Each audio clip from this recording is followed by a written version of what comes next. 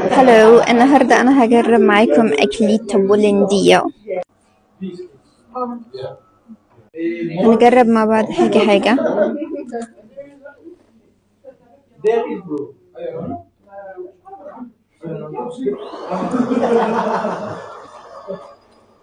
هو بسكوت لكن مفرفت، والله مش أحسن حاجة بصراحة.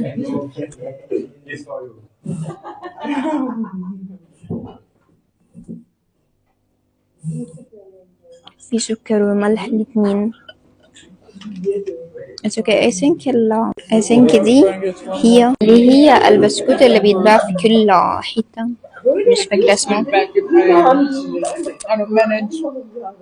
لمبادة.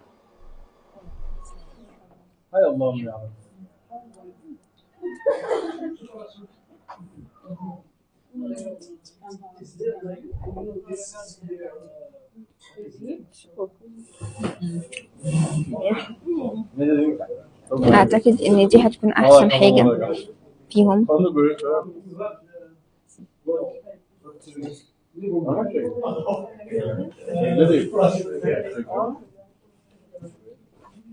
حلو جدا، فيها طعم زبدة غريب صراحة، بس حلوة يعني.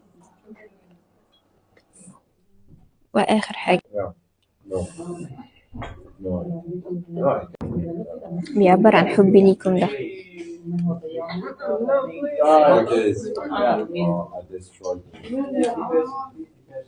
مش بيعبر عن حبي ليكم، لا مش حب. هي عجبتني جدا.